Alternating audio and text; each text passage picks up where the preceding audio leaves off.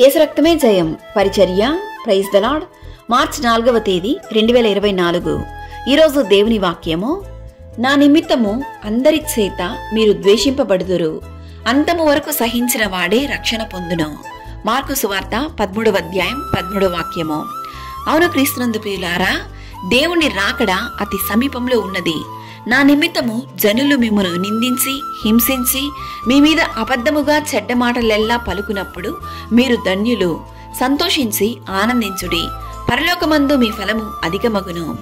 ఆత్మ విషయమై దీనులైన వారు ధన్యులు, మరియు నీతి నిమిత్తము హింసింపబడు వారు ధన్యులు, పరలోక రాజ్యము వారిది.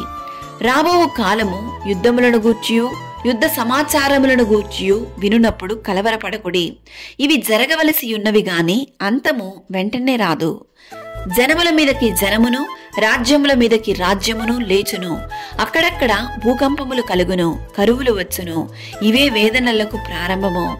ఎటువంటి సందర్భంలోనూ యేసయ్యను విడువక ఆయన యందు విశ్వాసముంచి ఆయన సన్నిధిలో వేచియుండుము. దుర్దినములు రాకముందే, సర్వాన్ని కోల్పోకముందే మారు మనసు పొందుము. ఈరోజు ఈ వాక్యం వింటున్న ప్రియ సహోదరి సహోదరులారా, క్రీస్తు నిమిత్తము మీరు ఎదుర్కొంటున్న అవమానాలు, నిందలు, హింసలను మీరు సహించి ముందుకు సాగినట్లయితే, అంతము వరకు సహించినట్లయితే రక్షణ పొందుకునేదరు. తన్ను తాను తగ్గించుకుని వాడెవడో పరలోక రాజ్యములో వాడే గొప్పవాడు. అట్టి తగ్గింపు తత్వాన్ని, సహించే స్వభావాన్ని దేవుడి ఈ దినాన మనందరికీ దయచేయునుగాక. ఆమేన్. God bless you.